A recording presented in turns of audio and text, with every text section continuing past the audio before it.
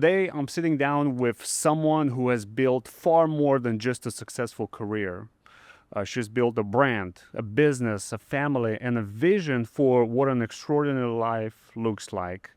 She's an entrepreneur, an author, an actress, a speaker, and the woman behind the 10X movement alongside Grant Cardone. Elena, welcome to Define Success, the Vlad Experience. I'm so excited to have you here. Oh, Vlad, thank you so much for having me on today. This is going to be a lot of fun. Absolutely, absolutely. When people hear Elena Cardone, they often think of the successful woman they see today. What did you have to become, and what did you have to let go to create the version of yourself?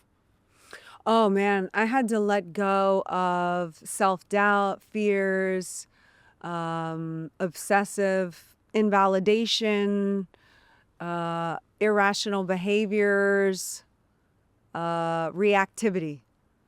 I had to become more analytical, stable, sound, calmer, not anxiety, and I had to get rid of the self-invalidation. Self, absolutely. You know, I was listening to a show of yours from 2013, and so much you and Grant were doing this podcast, the G&E show. Oh, yes. It was Oh, it was Lord. so great. Thank you. Another no-brainer from From Elena. Elena, you're taking me old school now. That was a great Yeah. video. Um, you've built a life and a business alongside Grant Cardone. What is the hardest part about building something massive with your spouse that people on the outside they just never see?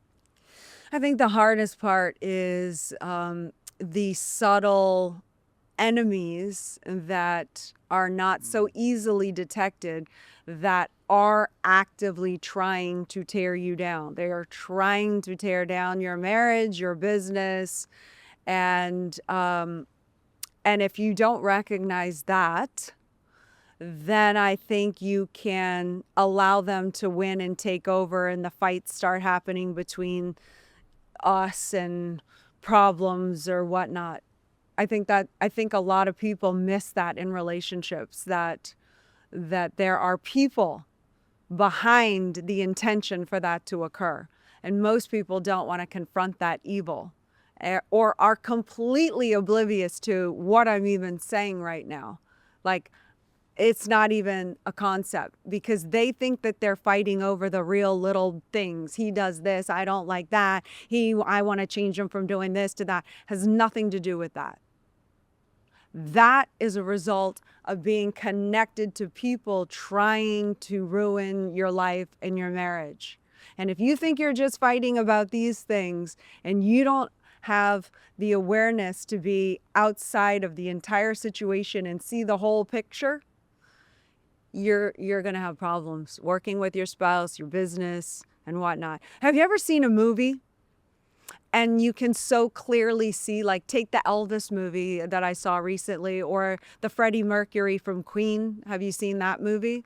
And you see so clearly when you're watching the movie that the people, like the captain or the whatever his name was that was connected to Elvis, is clearly suppressing him and controlling him, right? You can see it. You're like, oh my God, if he just got away from this group of people, his life would improve. As easily as you can see that in a movie is how you need to see it in your life. Yes, I've So, seen the Elvis movie. do you know what I'm saying? Yeah. Like, you can see, oh my God, they are leading to the demise of this being. He never let him travel through Europe and all of this because he couldn't do that. He controlled his money. He was gambling it away. He was not wanting him to get close with Priscilla.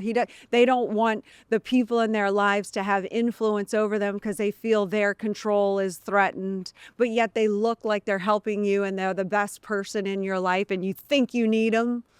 That's the scariest thing to deal with. Yeah, so I think people just have no idea. No idea. Clueless. They can't step outside of their lives to see it.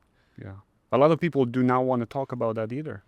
You know, as far as families and what goes behind and all of that. So, there's a lot of talk about being a power couple. Um, and what does that actually look like behind closed doors when things are not going well? It looks like, I'm assuming it looks like everybody else's life. I don't know. Although I know people don't live like we do in terms of how we do things, because I do think differently than a lot of people. I will be the first to admit that now. What does it look like to be a power couple behind closed doors? It means you have a higher responsibility. You've got people looking at you, they're inspired by you, they're motivated by you. I want to go restore the family unit. I have a tremendous amount of responsibility to work things out, to get along, to make it go right. How do you make that go right when my way is this way and his way is this way? It's not easy, but we are always thinking about what is the greatest good of us, not just me, of us. What is the greatest good of us?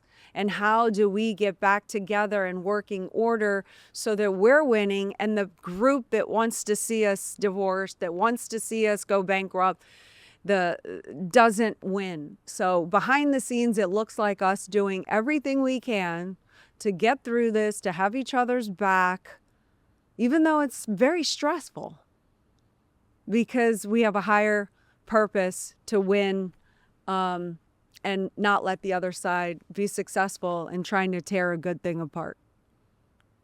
Absolutely. And you talk about building the empire. This goes right into it. What does the empire mean beyond money, houses, business, and status? Those are just the manifestations in the physical universe of how you can say, oh, empire. Empire is really the mindset.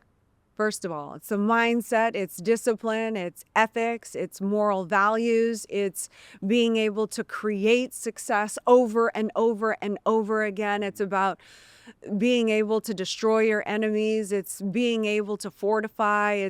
That's what an empire is. The results of being able to do that manifest themselves in a large community, in an airplane, in a beautiful home, in successful children. The money comes as a result of having that in first. That's the foundation. That makes so. Would you say that the empire, the most precious thing that you have, it is your mindset? Totally. It is what. Totally. You are never going to have a more successful empire long term, relationship long term, if your mind is disabled. Your mindset will make you or it will break you, but you are not going to out-succeed your mindset. It is impossible. Your mindset will implode, will self-destruct. If you don't have an understanding of yourself and your mind, you are screwed.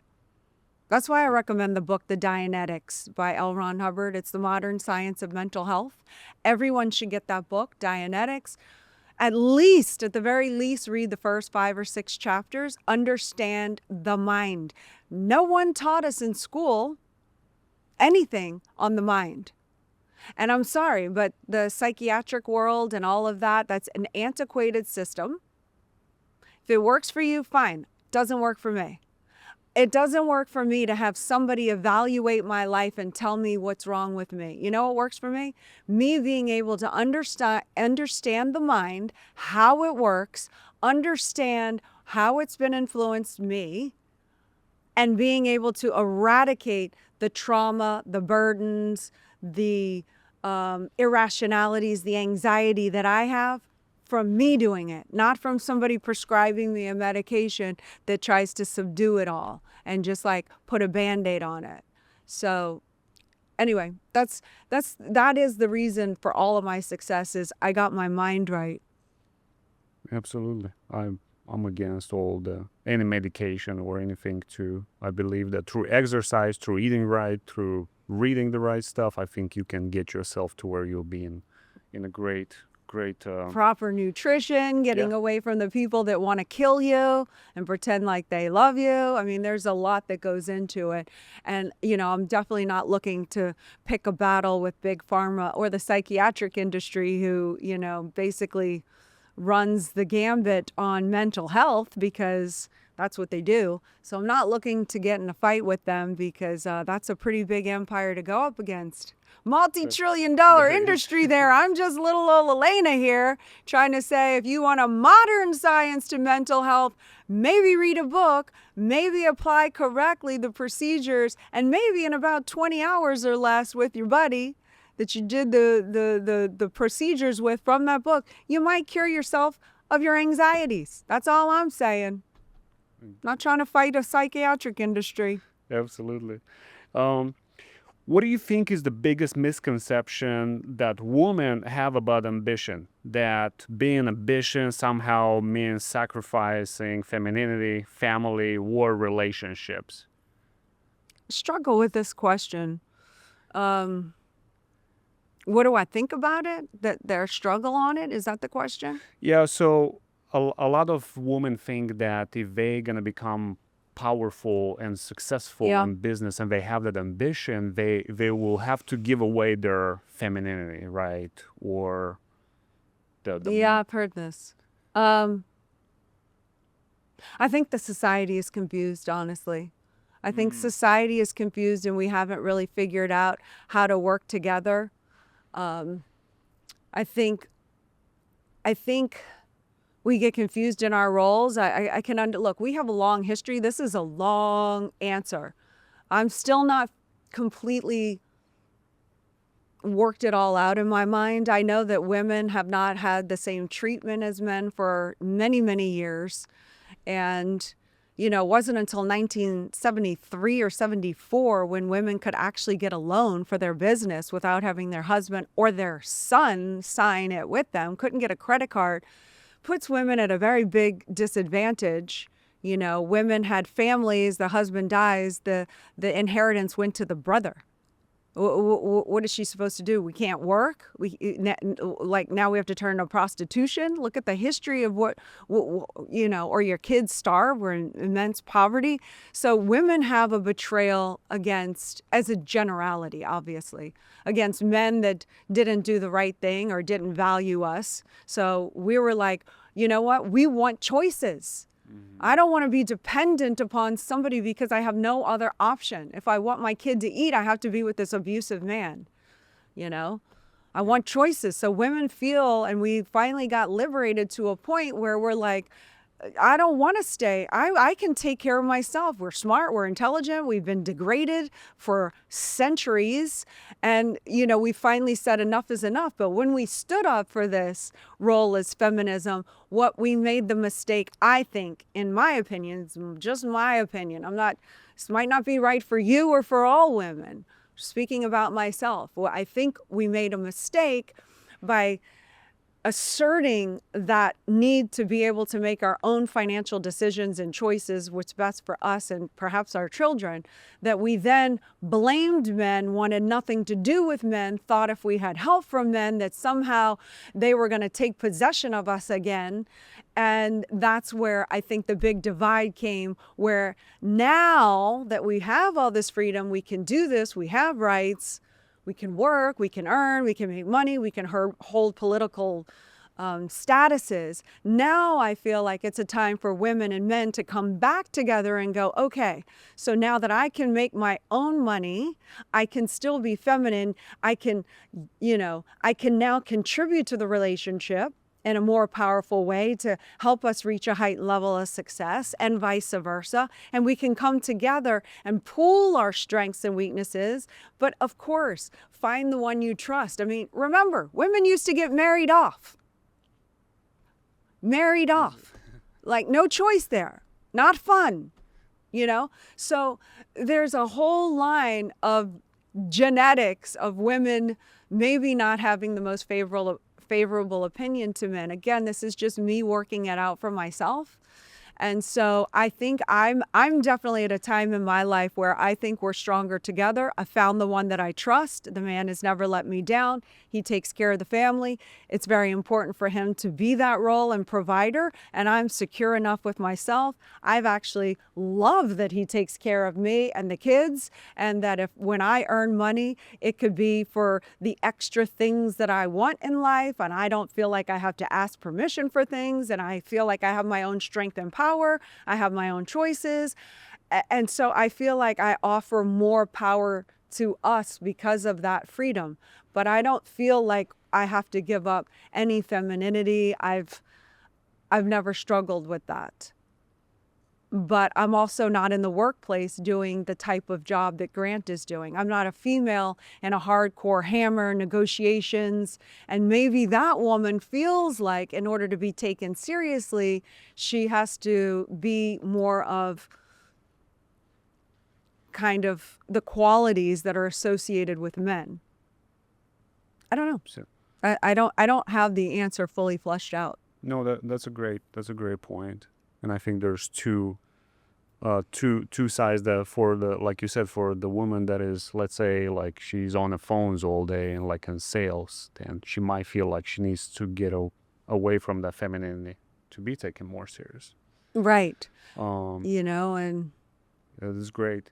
more direct or whatever. But Yeah. the thing that I would say is what I've really learned is how to wear and switch the hat.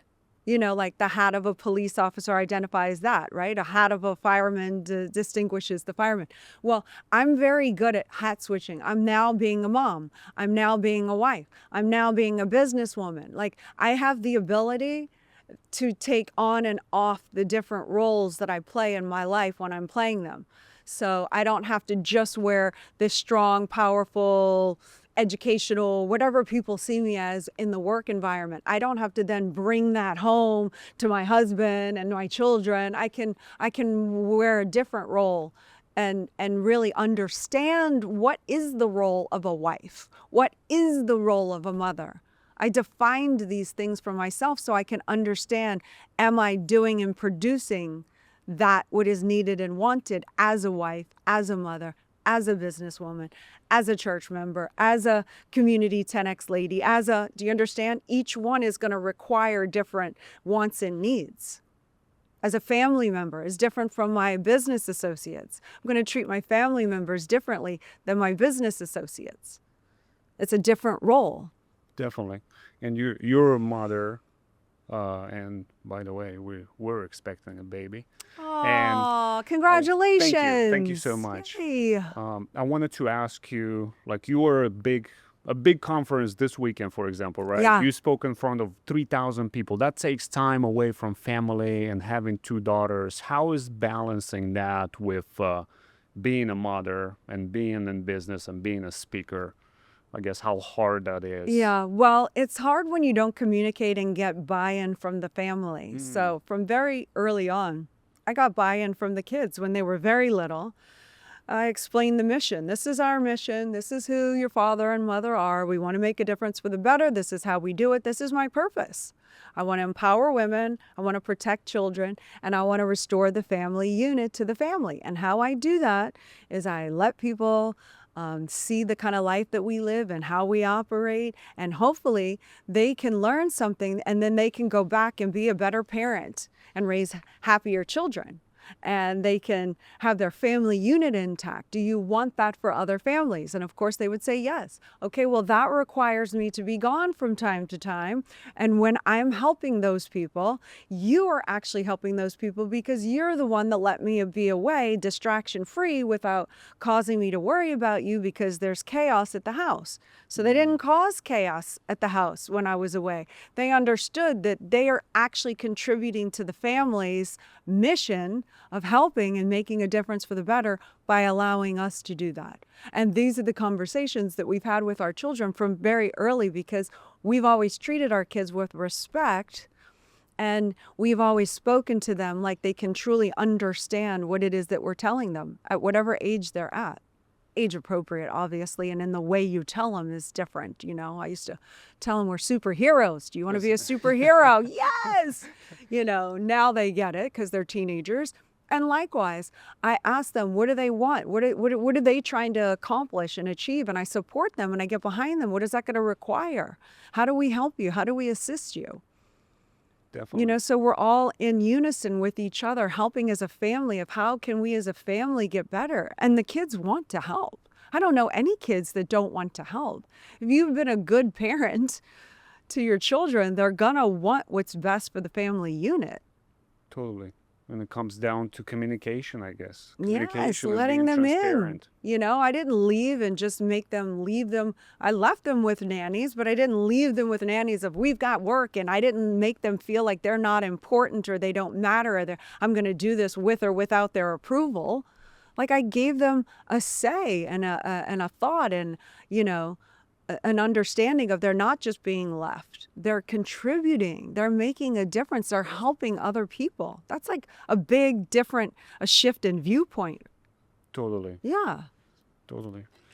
And I think this takes me back to what I learned from Grant, you know, about transparency. And, you know, he used to have he still does, advertise your intent, you know, tell people what you want to do and make sure you communicate. Yeah. And I think you implemented that so deeply in your family, which is great. That's amazing. Have you experienced failure, criticism, and people questioning your decisions? And how did you develop the ability to keep moving when other people don't really believe in your vision? That's an interesting question because I don't really care what other people think anymore. It hurts my feelings. I'm not saying I don't get affected by it, but I don't care. It's my life. I'm going to create it. It doesn't matter to me. I've just learned earlier on, people that have not wanted me to do something end up, when they had the opportunity to do it, they jumped on it and did it. I'm like, oh my God. You know what I mean? I've had enough experiences of people, and I love people, I trust people, but I trust and verify, and their way isn't the way I would do things. So I really try to stop comparing myself to people or caring, because at the end of the day, this is my life. I'm interested in what am I trying to do? What is the difference I'm trying to make? I don't know what yours is.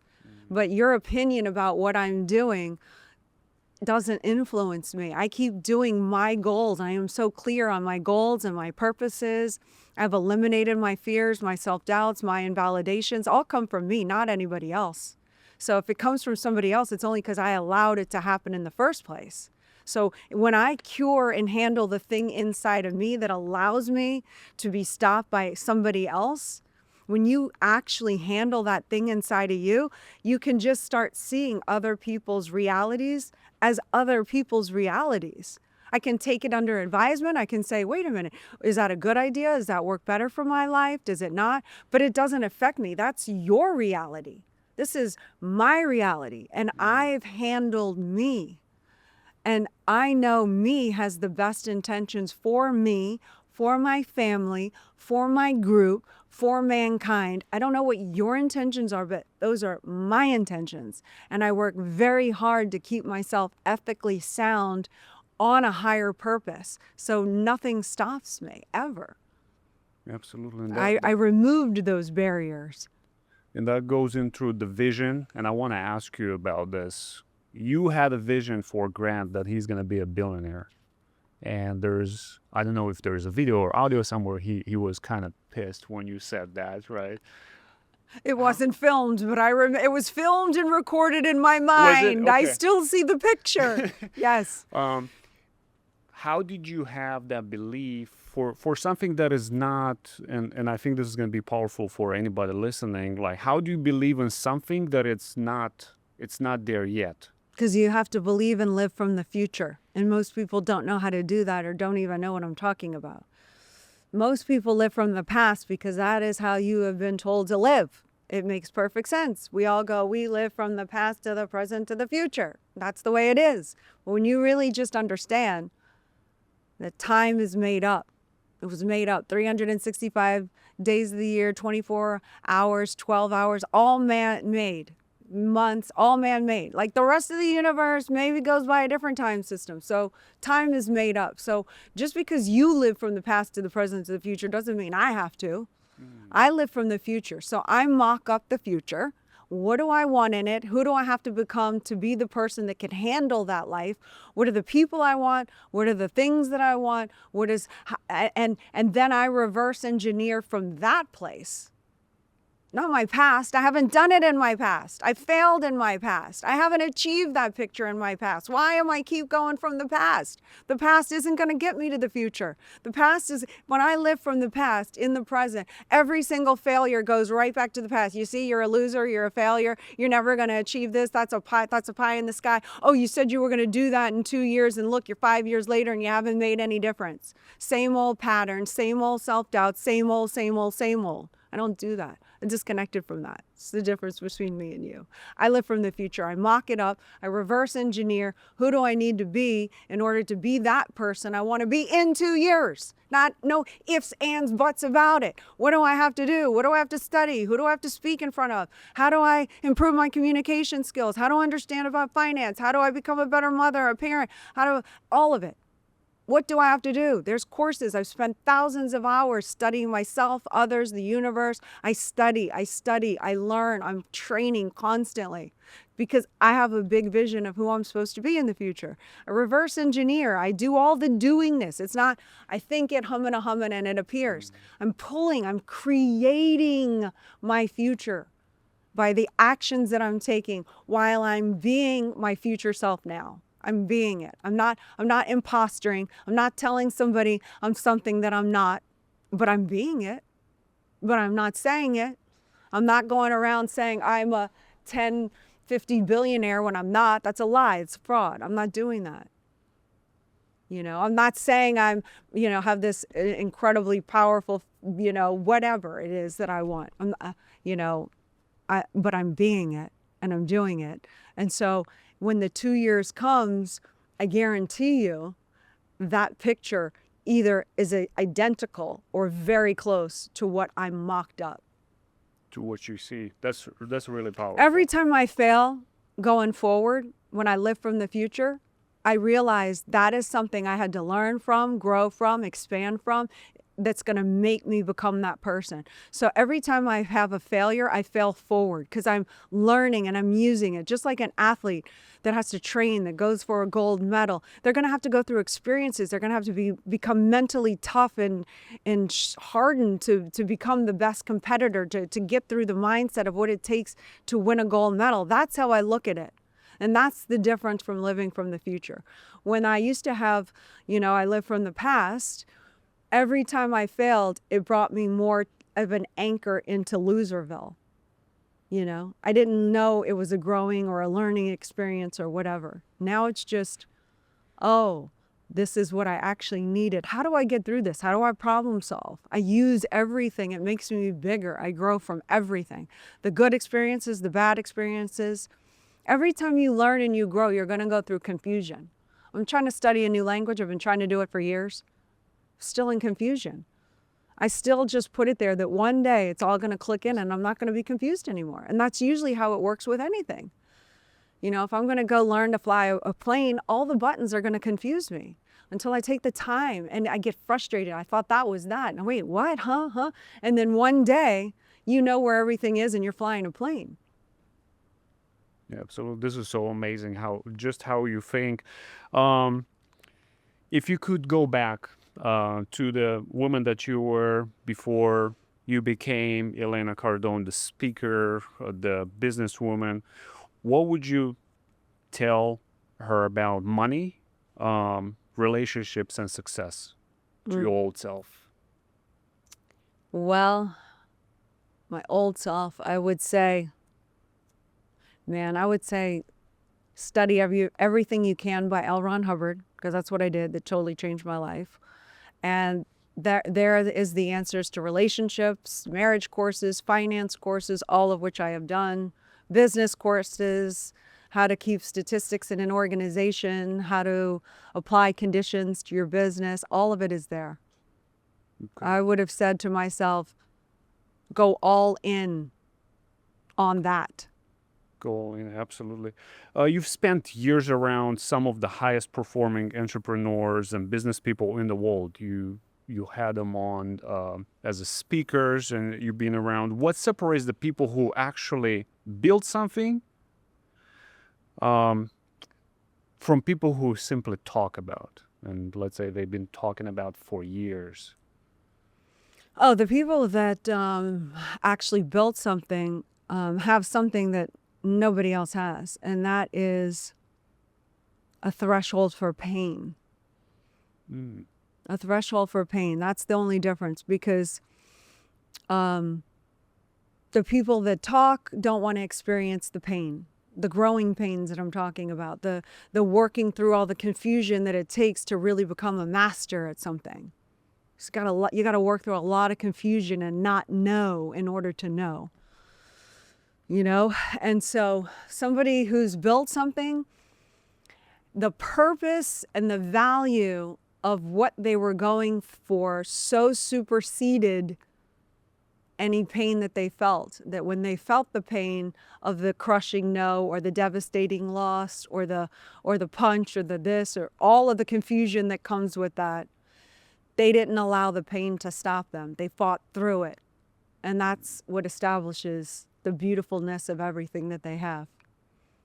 Definitely. And you feel People that get too uncomfortable. They say, follow, your heart, and all those things are beautiful slogans. I don't think I'm ready to go to bat and argue over it, but they're not fully telling you the truth. You can follow your heart and your dreams and what feels good, but you're going to stop the minute it doesn't feel good. And it doesn't always feel good. Not everything that we do feels good.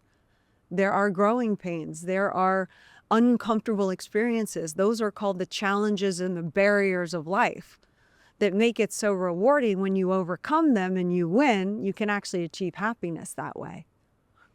it's just part of life.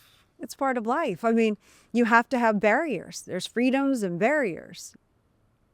There's overcoming a known goal in order to achieve happiness. I relate it to football.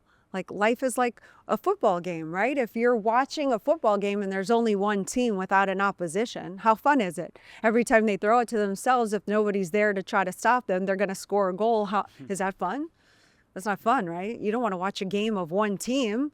You need the barrier. And people so much in life I want balance. I want no barriers. I want no challenges. Well, yeah, it's not fun. It's not fun getting smacked and tackled by the other side, and landing or breaking an ankle during the game. It's not fun.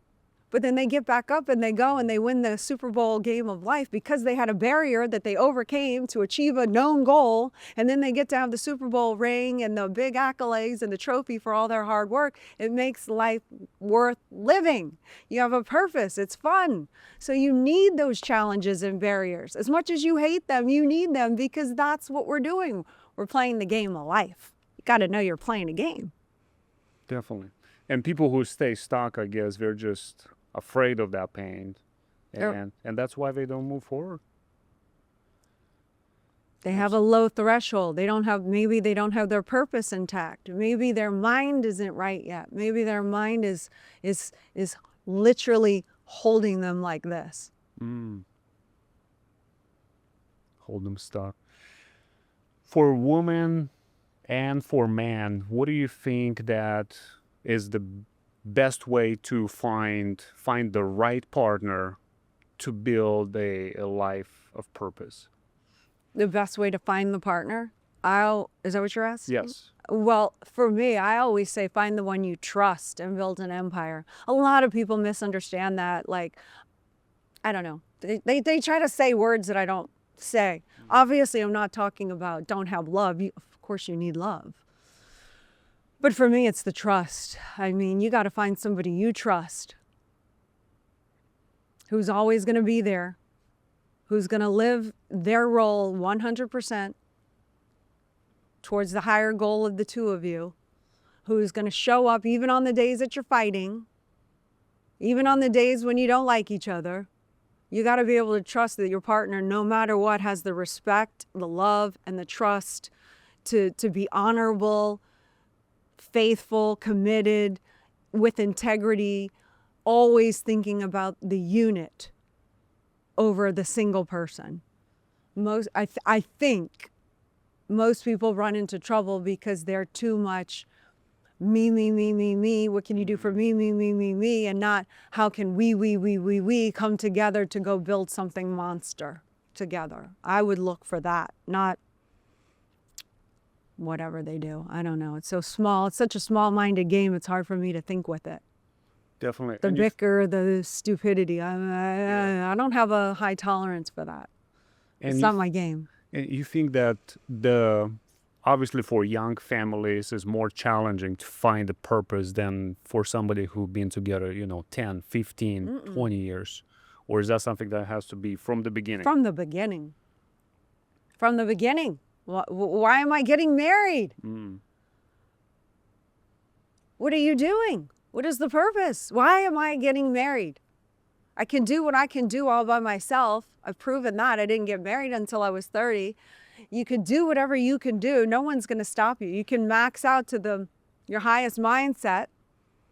The whole purpose of being married is to have the other person contributing to each other, vice versa, to make each other stronger for the two of you to reach a heightened level of success. So Grant, I took myself to here, and Grant gets to take credit for me from here to here.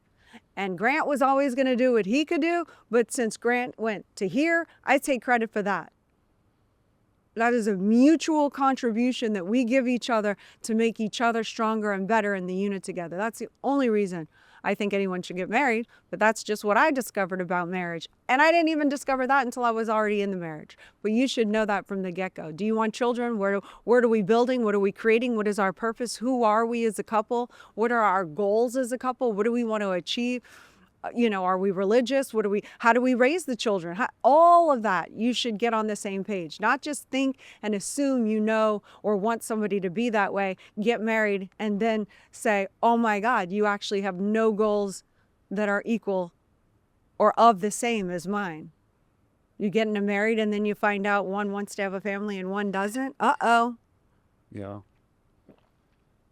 I think the issue there is always, people live from the past too. They don't look in the future. That's true. And that's what causes a lot of that friction too. Mm-hmm. A lot of people want the lifestyle that comes with success. Yeah. But they don't necessarily want the responsibility that comes with it. What responsibility do people underestimate? All of it. You probably won't know until you're in it. I can tell you, but I don't really think that unless you're in it, you're really even going to understand it. It comes with a tremendous amount of responsibility. Absolutely. And what is something, Elena, that about your life that looks perfect from the outside, but was actually incredibly difficult to build? Something that looks easy, but was difficult. I think my whole life looks easy. You look at me, I think it looks incredibly easy. I think I do a very good job of making it look easy. And I think that because of who I am and my experiences and what I've learned and what I've achieved, makes it a lot easier. So I'm not struggling so much, but I think it was hard to evolve and learn and have identity shifts as I have done and evolve to the person that I am now. It was hard for me to figure out who I was as a mom, as not working anymore. Where's my value? Wait, I'm married. I used to only think about myself. How does this work? Now there's kids and husbands and other, not husbands. There's only one. Yeah. But, businesses, lawsuits, attacks, staff that betrays you, that you thought you love and trusted as family, business partners that you know, it's hard. You know, you trust people, you give them a stage, you introduce them to, you know, everyone that they kind of know that's helped them and flowed them power, and then they try to cut those lines from you. I mean, betrayals, all of it is hard, but who cares? That's the barrier. That's the opposite team. And I'm grateful for it because it makes me better. It makes me learn. I want to play the game of life. I chose that. I chose big goals, and with that comes big action. So I'm appreciative and I'm grateful, even for the bad stuff. Absolutely. And let's finish with a question that I ask every guest. Define success. What does that mean to Elena Cardone? Well, for me, success looks like families winning, women being empowered, you know, really empowered in all areas, including relationships with their spouses. Like really being able to share and grow with another human being is a very powerful thing. You're stronger together. I want to see families restored. I'd like to see financial freedom for all so people can actually take care of themselves and their families and their communities. And that is the purpose that I have in this lifetime. So when the people that we seek to help are helped by us and are winning, that is success to me. I love that. I think I'm successful when other people's win by something that I've said. Something that they learned, something that they... Something that I've said, that I've learned, you know, that they've done to change the trajectory of their life. That is my success. My success is self-enhancement, my spirituality, my religion, my family, our businesses, the people that win with our businesses. All of that is success. The people that I have in my life, my friends, my family. I could be having more success on mankind. You know, I'd like to see, I'd like to see us stop killing each other. I'd like to have a world without criminals and drug addiction and mental well-being. I'd love to have that kind of a world. So I'm not as successful as I want to be globally, but that's where I want to go next in part 2 of my life. Part 2, absolutely. We're there for you, Elena. Thank you so much for accepting to have this interview today. I appreciate you being the team leader that you are for us, and we're all looking forward at the XP as well. And I know that you impacted, I see the social media effect that you had over this weekend at the conference where you spoke on, and it was just amazing. Thank you so much. Oh, thanks, Vlad. It was awesome being on your show today. Awesome. Thank you. Thank you.